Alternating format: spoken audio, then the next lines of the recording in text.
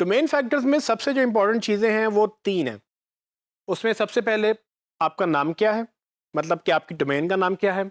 उसके बाद TLD extension, TLD extension मतलब top level domain. Top level domain जो आपकी डॉट कॉम या डॉट नेट जो भी हमने पहले डिस्कस किया हुआ है इसको, वो टॉप लेवल डोमेन जो आपने रखी है वो बहुत इंपॉर्टेंट इंपॉर्टेंट है गूगल के लिए। और तीसरी चीज़ है सब डोमेन। इन 3 चीज़ों को हम ज़रा ब्रीफली एक्सप्लोर करेंगे। सबसे पहले आप देखें कि नॉर्मली आपको कुछ डोमेन इस तरह की नज़र आती है जिसमें ये सेक्शंस आपको नज़र आ रहे हैं जो कि डिफरेंट कलर्स में हमने हाईलाइट किए हैं। ये सेक्शंस बेसिकली क्या हैं? सबसे पहले आपका प्रोटोकॉल है, वो एचटीटीपी है या एचटीटीपीएस है, मतलब अगर आपने एसएसएल लगाया हुआ है तो यहाँ पर आपका प्रोटोकॉल डिफाइन होगा जिस पे पूरा इंटरनेट चलता है। उसके बाद www है या नहीं है, अगर है तो वो सब डोमेन कहलाती है। अक्सर लोग यहाँ पर सब डोमेन www की जगह कुछ और भी लिखते हैं, उस पर हम मज़ीद अभी बात करते हैं। तीसरी चीज़ बेसिकली जो आपका नाम है, डोमेन नेम।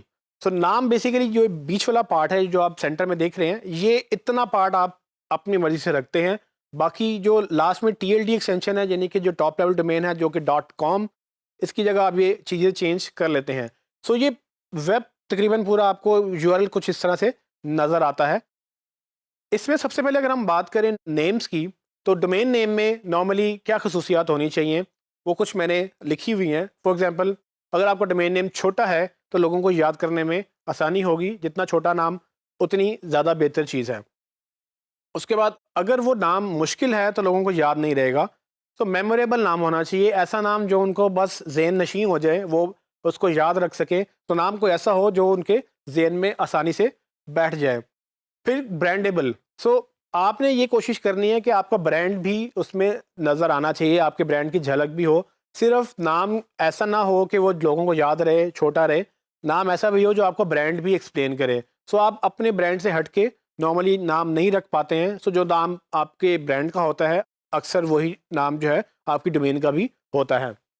फिर उसमें यूनिकनेस होनी चाहिए। आप अगर किसी से मिलता-जुलता नाम रखेंगे, वो चाहे आप डोमेन रखें या आप नाम रखें, वो वैसे ही गलत बात है, क्योंकि अल्टीमेटली आपकी अपनी आइडेंटिटी ख़त्म हो जाती है या किसी और के साथ आप कन्फ्यूज़ हो जाएँगे, गलत ट्रैफ़िक आना शुरू हो जाएगी। तो यूनिकनेस बहुत इम्पॉर्टेंट है। अगर आप यूनिक नाम रख सकेंगे, तो वो ज़्यादा अच्छी बात है। फिर आखिर में डिस्क्रिप्टिव।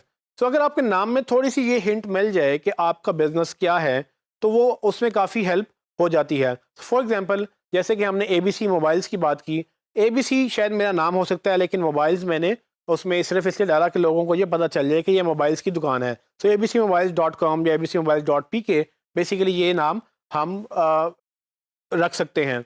उसमें छोटा भी है, याद रहने वाला भी है, यूनिक भी है, और उसके बाद ये कि उसमें ब्रांड भी नज़र आ रहा है, उसमें डिस्क्रिप्शन भी आ चुकी है। अब ये वेरी करता है बिज़नेस टू बिज़नेस। आपकी नज़र में हो सकता है कि आपको ऐसा नाम पसंद हो जो बहुत बड़ा हो सकता है कि आपके क्लाइंट को ऐसा नाम पसंद हो कि वो अपनी वो डोमेन वो बड़ी रखना चाहता हो।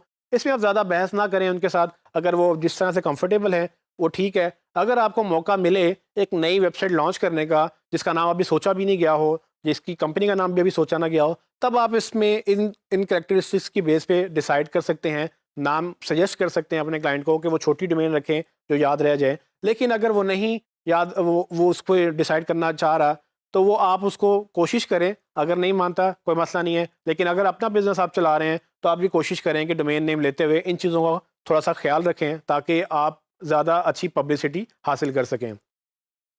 दूसरी चीज़ हमारी टीएलडी एक्सटेंशंस हैं। इन टीएलडी एक्सटेंशन में खसूसियत ये है कि बेसिकली आपका जो dot com, dot net, dot O जो आप आखिर में नाम रखते हैं, जो डोमेन लेते हैं, वो आपको टीएलडी कहलाती है। ये टीएलडी रिकमेंडेड ये होता है कि आप अच्छी प्रीमियम यानी क्वालिटी डोमेन्स लें।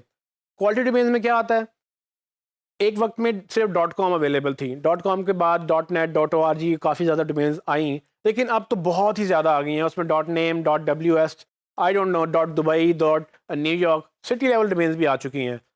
और फिर कंट्री लेवल डोमेन्स भी हैं जिसमें डॉट पी के, डॉट यूएस या डॉट एई, ये सब अपने अपने मुल्क की कंट्री लेवल डोमेन्स भी अवेलेबल हैं। इसमें प्रॉब्लम ये होती है कि अक्सर लोग सिर्फ डॉट कॉम का पसंद करते हैं, चूँकि उन्होंने सिर्फ डॉट कॉम देखी होती है, जो नॉर्मली उससे एसोसिएशन रखते हैं, डॉट कॉम के पीछे जाते हैं।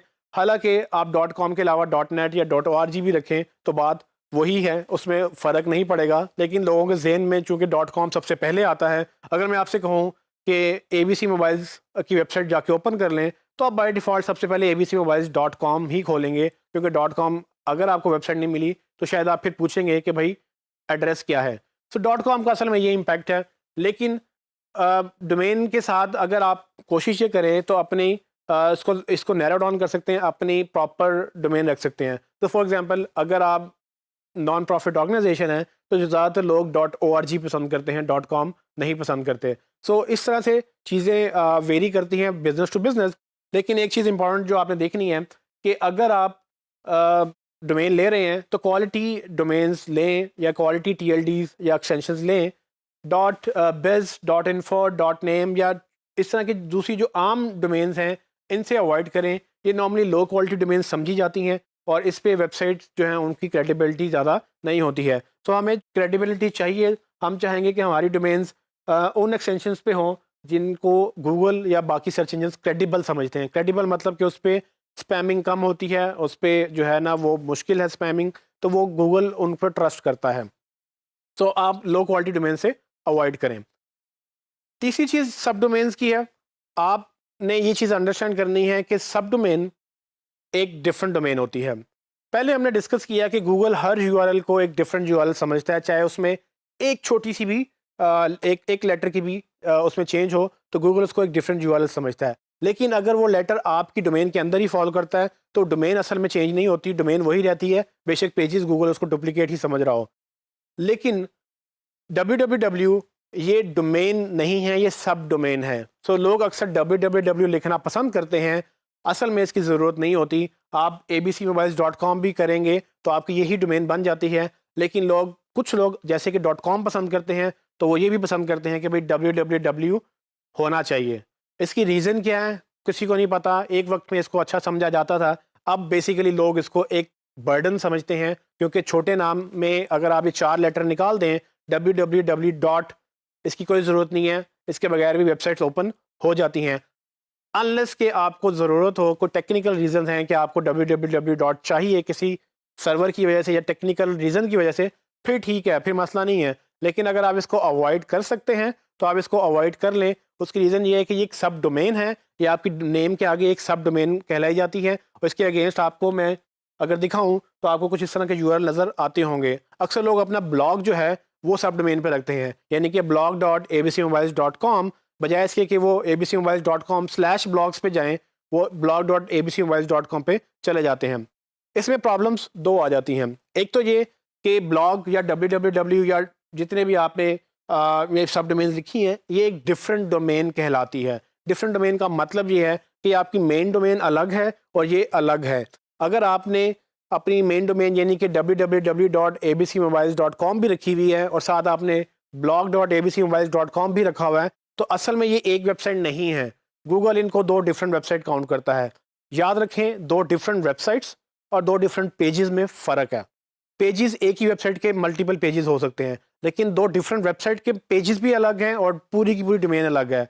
इसका मतलब ये है कि अगर आप एक डोमेन की SEO कर रहे हैं तो वो अलग रह जाएगी, दूसरी डोमेन की SEO आपको ज़ीरो से करनी पड़ेगी। तो ये दो डिफरेंट डोमेन्स की वजह से SEO भी डिवाइड हो जाएंगी। जितनी ज़्यादा आप सब डोमेन्स बनाएंगे उतनी दफ़ा आपको SEO भी मल्टीप्लाई करनी पड़ेगी। सो अगर आप एक ही डोमेन पर रह के SEO करेंगे तो पूरी डोमेन का जो इफेक्ट है वो एक प्रॉपर आपको सपोर्ट करेगा कि अगर आपके 4 पेजेस इंडेक्स हैं तो बाकी 4 भी हो जाएंगे। लेकिन अगर आपकी डोमेन ही अलग है और आपने सब डोमेन अलग कर दिया है तो वो 4, बेशक आप दोनों पे 4-4 पेजेस रखें पर उसकी SEO अलग होगी, इसकी SEO अलग होगी। हालांकि पब्लिक के लिए या ऑडियंस के लिए वो एक ही वेबसाइट है या उस एक ही ब्रांड को रिप्रेजेंट कर रही है।